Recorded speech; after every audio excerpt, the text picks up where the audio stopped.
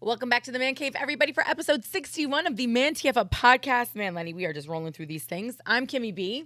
And Lenny. And before we go any further, please remember to like, subscribe, share, and follow. We are absolutely any and everywhere. And please do feel free to get engaged, especially on social media. Drop your thoughts, your insights, your comments in the comments. We absolutely love to see them, read them, and even use them for inspiration. Now, Len, in the few days since we shot our previous episode, a lot of crazy headlines popping up on my timeline, including coked out sharks here in Florida.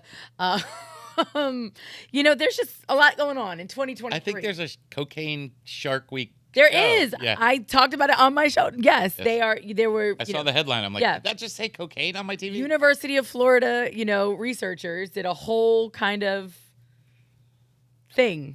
experiment on, sharks and fake cocaine bales, all kinds of stuff. And let me tell you something, they like them.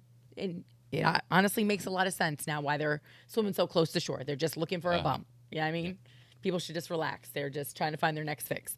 But that wasn't the craziest thing. And that's saying something considering, cocaine sharks, really. It's pretty crazy. There was a clip that had been posted on an account that I follow, and it's, one of the pundits talking about some things that are happening in the more conservative states regarding, the abortion bans. Obviously, in Florida, we have our own situation. I want to say we have a 6-week ban in place, right? I think that went into effect when all of those new kind of pieces of legislation went into effect. But in other places, they have all-out bans, or they're trying to. But they're taking it one step further in some places. I'm going to play a clip. Hopefully, you guys can hear it.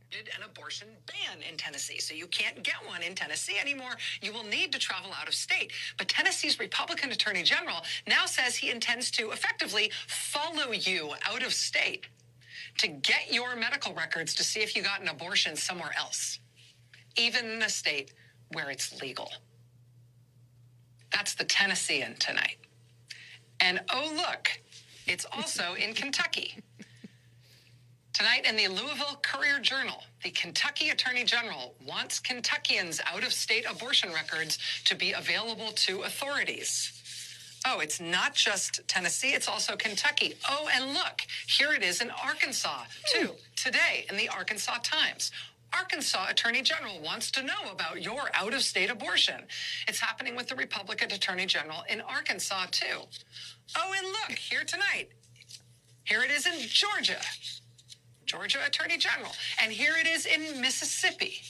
Mississippi's Attorney General. This is from Mississippi Today, a nonprofit news organization, which was actually first to break this story with this headline, Mississippi's Attorney. You guys get the point.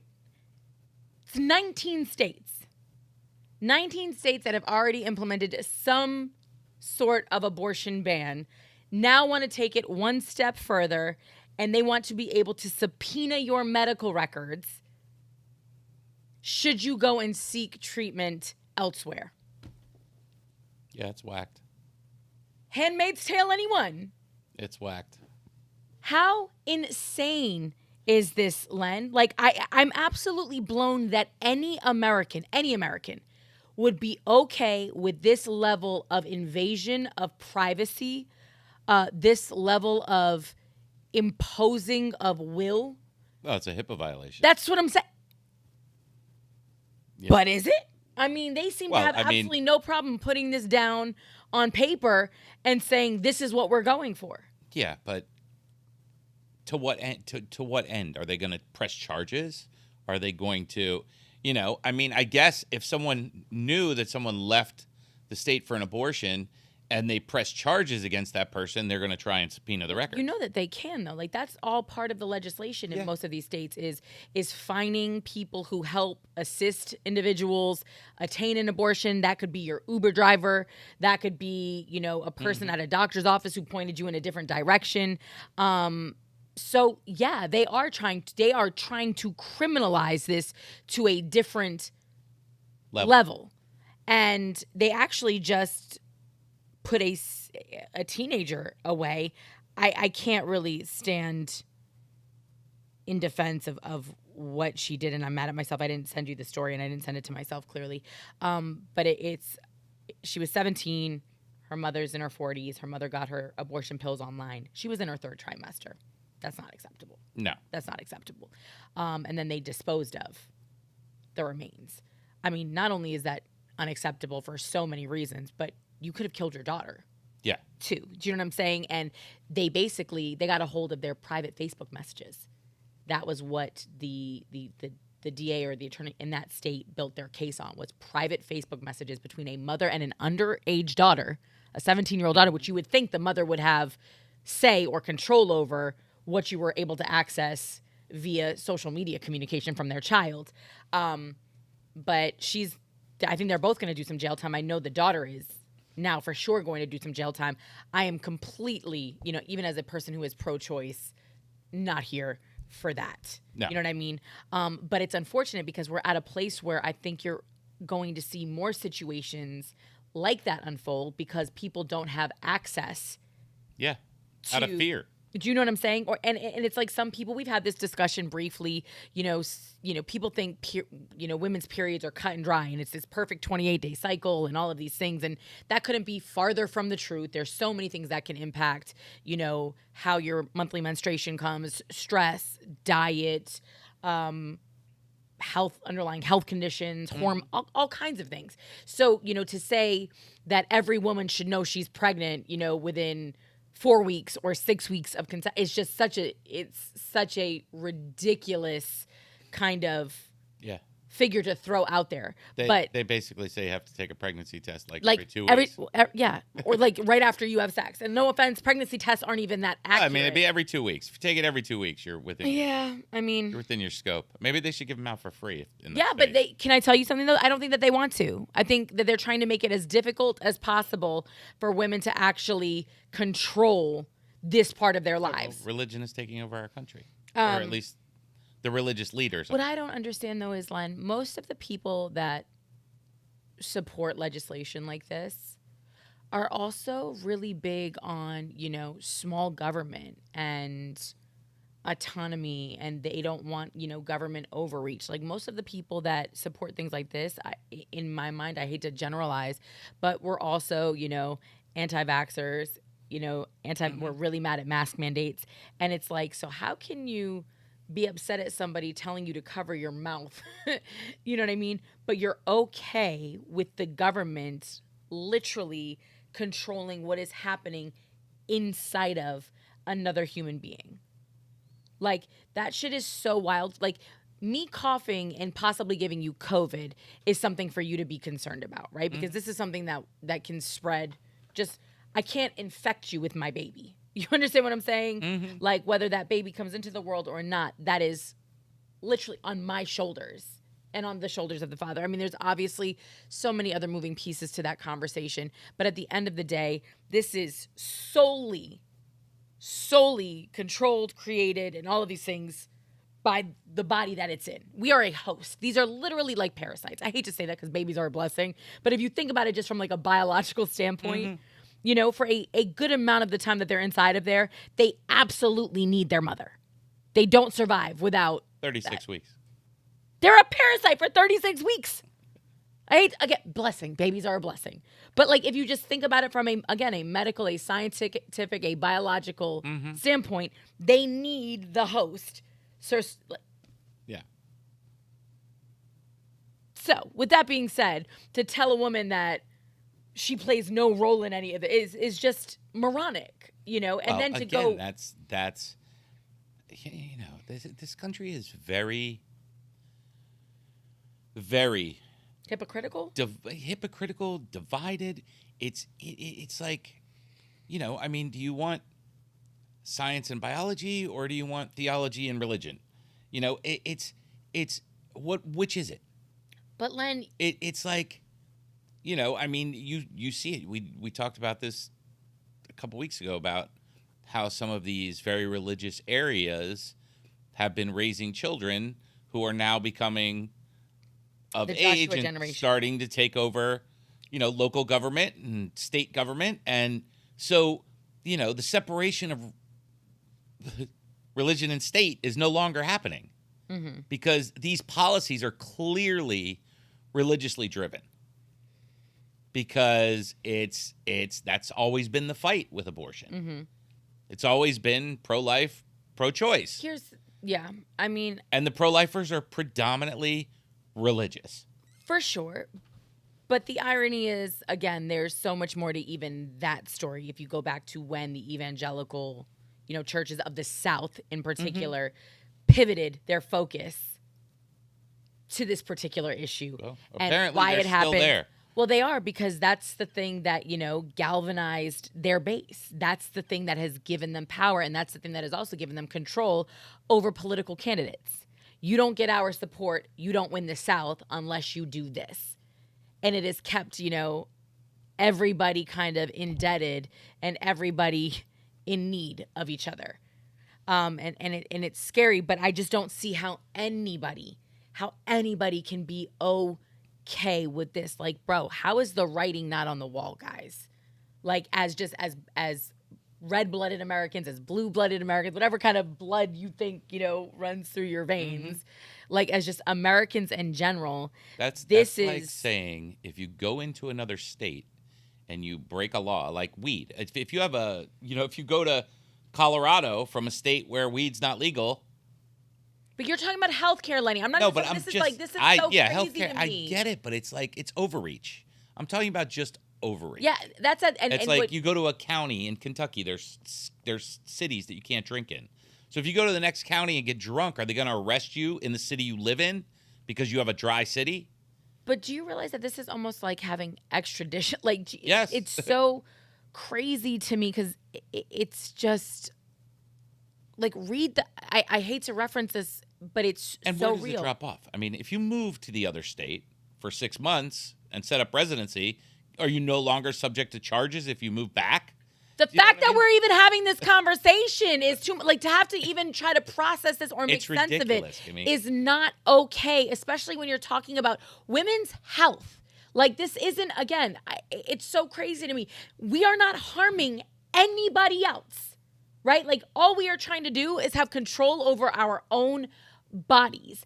And the fact that you can be criminalized for that is so wild. And this what's even more frightening is if this religious element continues to, dig its roots deeper and deeper, there's so many other things that are on the table. Like, you're talking about fertility. A lot of these people don't believe in fertility treatments. A lot of these people don't believe in, IVF and or surrogacy. Like, I mean? They feel like if God didn't bless you with a baby, you don't deserve one, and it's unfortunate because you're not taking into consideration all the things we talked about in our last podcast, right? Like environmental factors, the food that we consume. You think, first of all, infertility has been an issue for always. Women have just, it's so stigmatized that, nobody has felt comfortable talking about it. And we've finally gotten into a space where people are sharing. And that's, again, one of the benefits and the blessings of social media, right? It just allows people to find each other and communicate. And then that kind of gets disseminated into the broader, community. So people, I think, are hearing about it more, but it's always been an issue.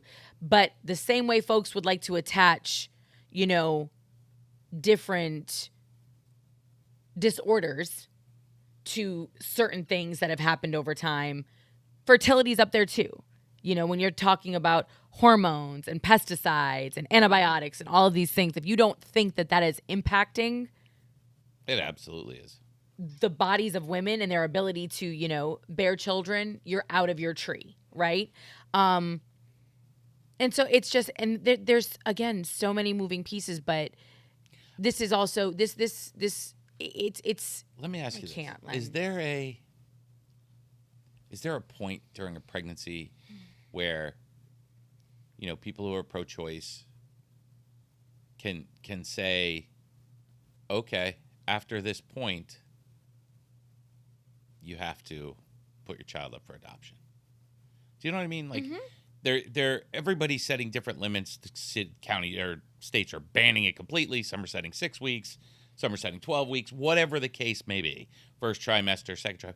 At what point, if someone came out with a realistic, because you've heard so many different things, at some point you have to say, okay, if you're more than 16 weeks, you have to, unless you're going to die because you're carrying that baby, you got to carry that baby. Do you know what I mean? Does that make sense? I mean, I understand. At what you're point saying. is that? Because if you think about it realistically, pro-choice people don't have the expression is I can do whatever I want with my body, which then the pro-life people latch on to, well, that means you can get abortion at 9 months. Oh no, well, But that or taking it one step further, yeah. And but you saying understand, but that's the thought. Yeah. And that's the rhetoric that's left there. So is there a scientific spot? Is there a a clear cutoff for pro-choice people where they say, okay, it's now a baby and we're not going to, it's not an embryo, it's not a zygote, it's now a baby, no abortion after that.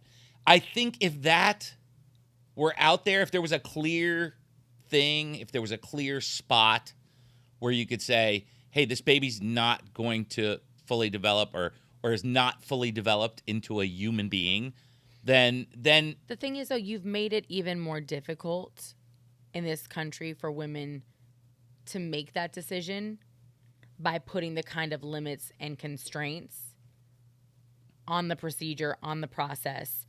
I agree with that. From onset, because it's like, now if I have to make travel, you understand what I'm saying? Like, the time takes, you know how fast time goes by. We're in, like, think about it was just New Year's Day, not that long ago, and we're already 7.5 months into another year. This is why I'm bringing this up. Because if you have a pro-choice person who says, I can abort at 9 months, and you have a pro-life person who says the minute that sperm touches that egg, it's a life. Do you understand what I'm saying? If you have those two extremes, you will never find middle ground, Kimmy. I get that, but you have to have, it's somewhere at some point, somebody has to say, okay, listen, we don't believe in abortion after 5 months, or we don't believe in abortion after whatever it is. And on the pro-choice side, and on the pro-life side, well, we don't, had that conversation though for decades. But that's the only.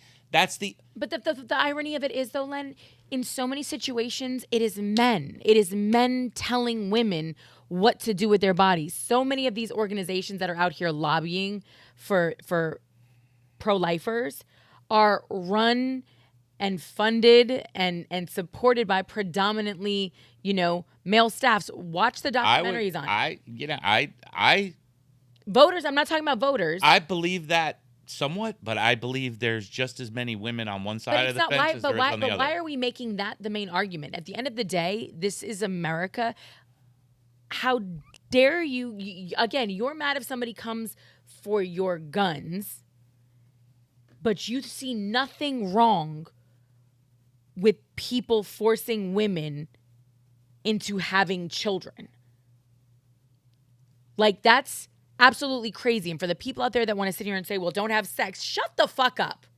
Now you want control over what people do in their bedrooms. Are you out of your mind? And I especially love the ones that are talking about teenagers and things like that. I'm like, bitch, get off of your high horse, because half of you Bible thumping people were having premarital sex your damn selves. So shut up.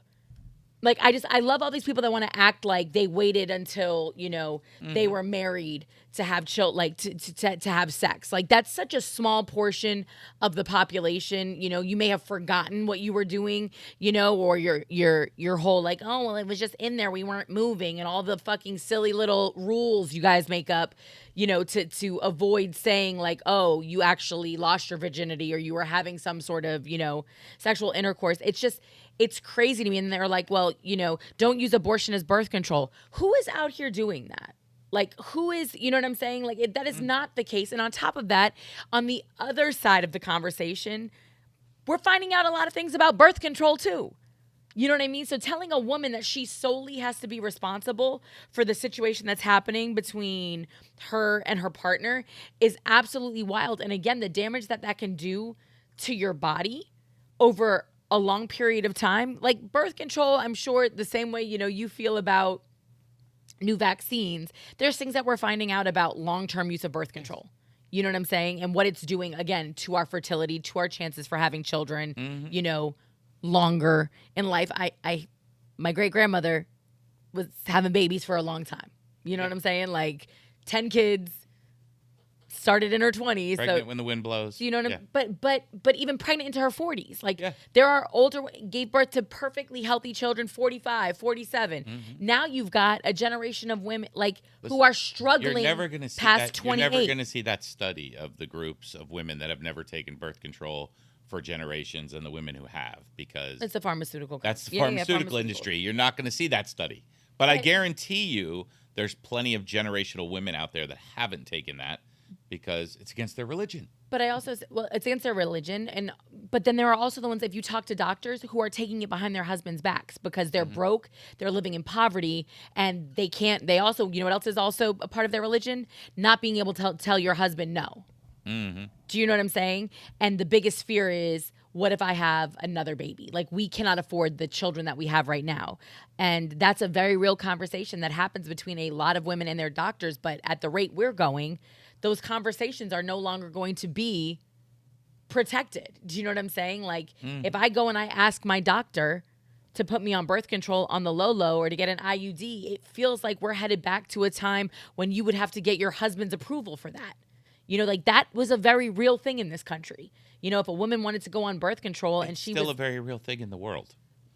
I don't live in the world. I live in the United States of fucking America. I understand, but it's not like it's Lenny, like but we passed legislation because we were evolving and progressing, and now we are completely, like, this is crazy. Do people understand this?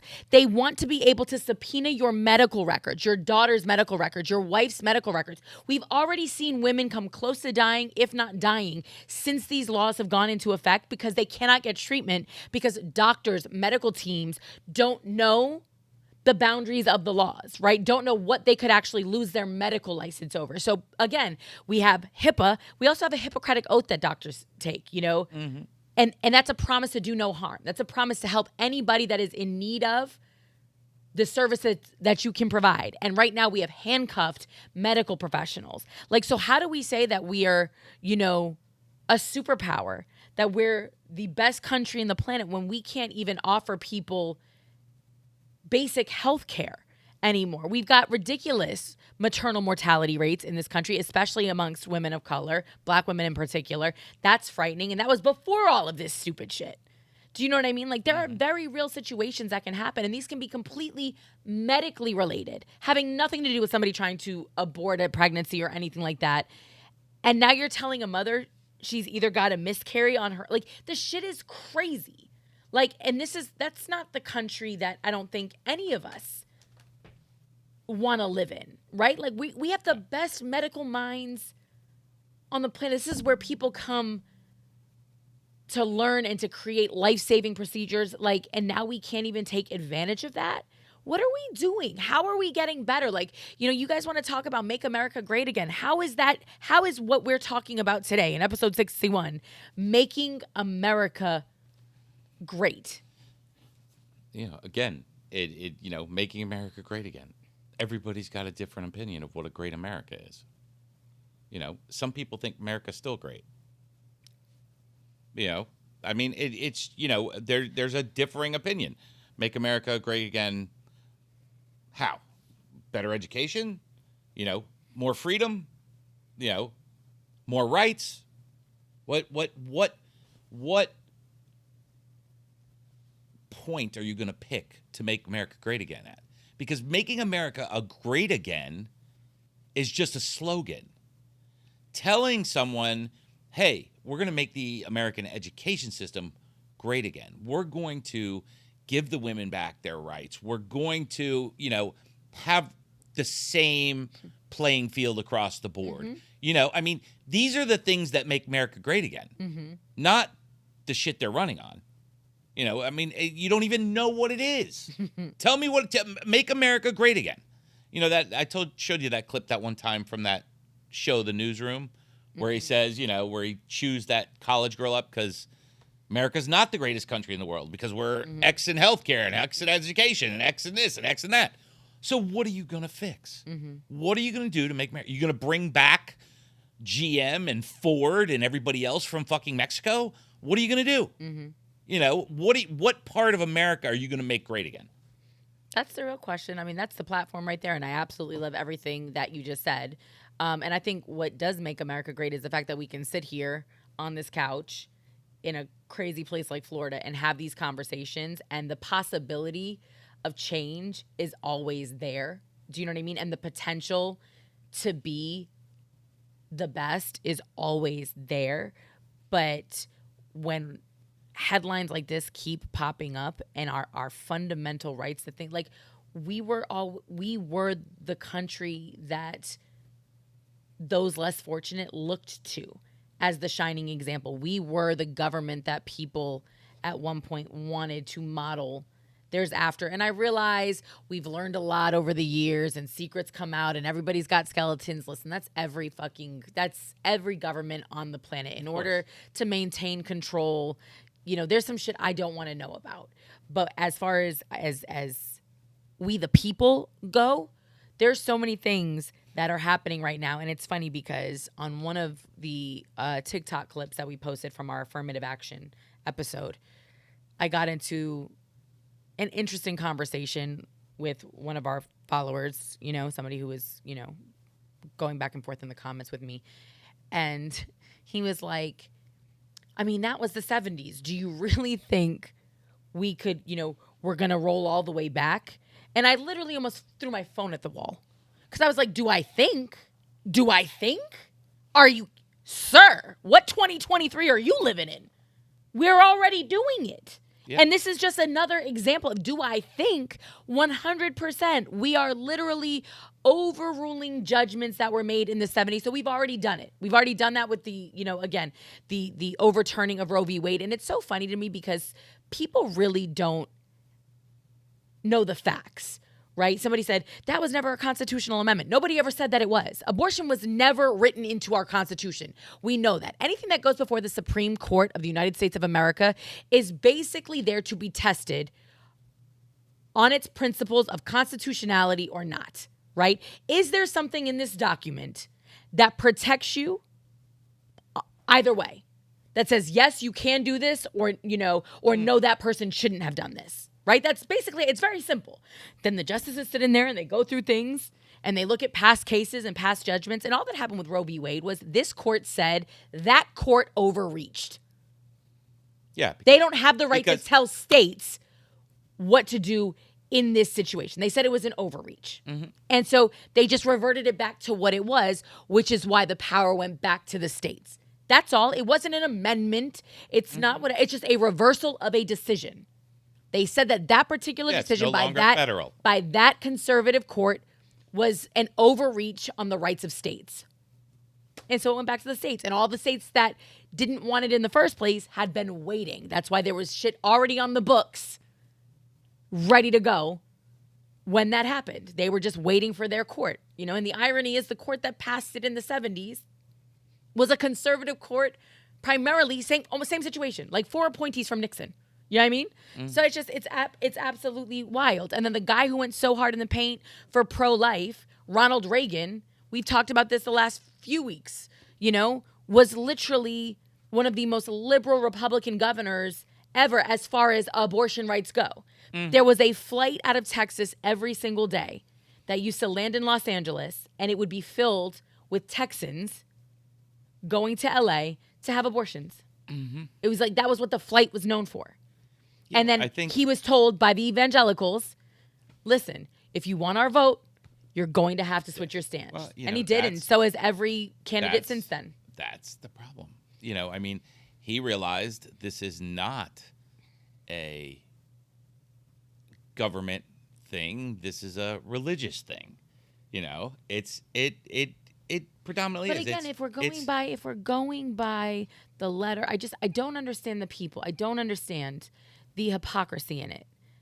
The same people who, for the most part, and again, you know how I feel about the all or nothing, but many people who support the Second Amendment, right? Mm-hmm. Who are fighting for gun rights, mm-hmm. are also fighting for pro-life legislation in many situations, right? In many cases. But if you want to go by the letter of the law, right? Separation of church and state. So how are you okay? You know what I mean? If you're talking about what was written in the Constitution, this was, mm-hmm. the right to bear arms. Our forefathers knew what time it was. They also said separation of church and state. Yeah. They also said that. So why is it now that we turn a blind eye to that part of the documentation? That needs to be a Supreme Court case. Do you know what I'm saying? Like, Absolutely. But that's one of the biggest hurdles in this country, and that's the biggest but we that's the biggest asset that politicians have in this country is pandering to the religious groups. But we have Supreme Court justices who have been very vocal about their personal religious views. And that's frightening too. Well, I mean, that's not supposed to have any weight. No, it's not supposed to have any weight. And just because you know they're political, they're not supposed to, though. Kimmy, they're supposed to have religious views. It's not supposed to affect their No, they're not. decisions. Do you know that the only judges in this country that can actually espouse their religious views are Supreme Court justices? Everybody else, you're not allowed to share your political affiliation. You're not allowed to share your beliefs on religion. Like when you run for a judgeship. You're not allowed to use it to run, but you don't have to keep it a secret. You're not allowed to use it in a campaign, but you don't keep it a secret. I mean, what do you mean you don't keep it a secret? I mean, I don't really know the affiliations of the judges here on how they. But you can find out easily. It's not supposed to factor in at all, and these people literally are being put on the bench because of their religious views. Yes, because of their conservative religious views. So how is it for everybody else that's supposed to be as far from the bench as possible, right? Like that's supposed to play no role because you're supposed to be unbiased. It's supposed to be about the law. Yeah. But the highest court in the land, these motherfuckers out here taking bribes, going on trips, flying on people's private jets, talking about their religious views. Like this shit, it's the fucking Wild Wild West. They are supposed to be the checks and balances. Like they're the ones. Right? We've talked about my feelings on the Senate, and I feel like if you want to look at real power, it's in the Senate. Fuck 1600 Pennsylvania Avenue. Like, cool, you're the president. You're a figurehead. You can sign a lot of shit. The next guy can come in and unsign all of it. Yeah. Whatever. The senators, those are the people with the power. Basically, I don't want to say lifetime appointments, but no term limits. 6 years a pop. You know what I mean? While your House of Representatives are out here like hamsters in a wheel. How do you want to make America great again? Do you want to better the schools? Do you want to take, yes, funding out of elections? I mean, it doesn't matter. They tried to break up the funding in elections, and all they did was come up with. My tax dollars don't pay for your election. That's or they're not supposed to. Where are all of our tax? Like that's my question. But on top of all of that, though, the amount of power that these individuals are wielding without consulting their constituents at this point is so wild to me. Like that to me is the absolutely frightening part, because if you read the original Constitution, like this is before, pre amendments, which I mean we haven't passed an actual. I don't know enough about it, but when did the term limits come into, or no term limits come into effect? I want to say that there was I mean, reference point. There was reference to it. I'm just curious because I don't know that fact. If someone can drop in our comments and tell us. No, that would be great, because I mean the initial. I want to say, what is it? There's I think 9 in the initial document. No, 10. Oh no, Article 2. Hang on, wait, because they were articles.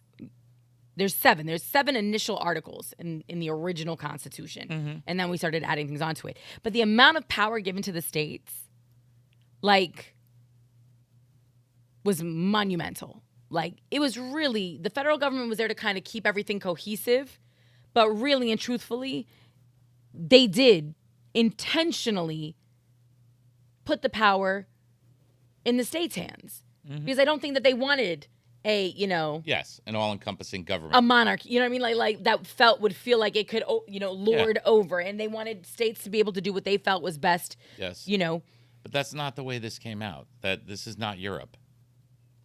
The states are not individual countries; they're states. So there has to be some oversight, and there has to be, some level of oversight. What is Congress? Every 2 years, they run. Yeah. So every They run every 2. House of Representatives, like the House runs every 2. Yeah. Senate runs every 6. runs every 6, yeah. And, it's just, but yet the president, who's really has the power to do a lot of shit when he's in office, is only 4 years. Mm-hmm. Doesn't But make he's sense. only got the power to do a lot of shit if he's got a Congress, if he's got... That's not true. They can sign anything they want into... And it can be vetoed. Yes, they can. But they can use executive power to start a fucking war. So... there's things that can be done by the president. I get it, but But starting there's a war things that can be and done actually, by the president, and we can get rid of him every 4 years, and he could only be in there twice.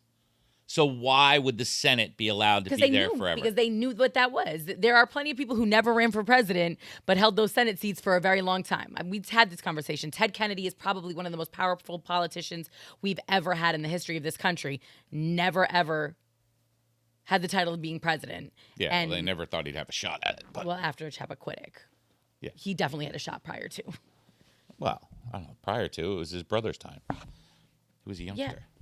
And Bobby would have been, they all would have been president. Yeah. Trust and believe me, there would have been 3 Kennedys Yeah, probably. in the White House if they'd all survived. Like you know there what I was mean? 2 Bushes. Yeah.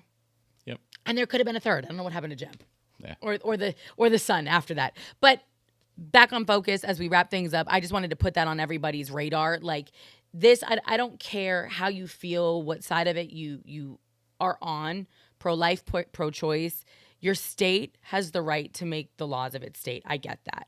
But when you start to reach across following, reaching across borders into other places so that you can control your constituents, like this is the kind of power that I feel it's abuse. Is what revolutionaries fought against. You know what I'm saying? Like this was the kind of, actually, we started a war over fucking tax on tea.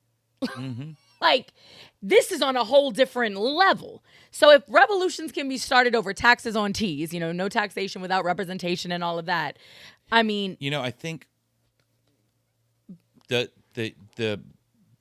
great experiment that our republic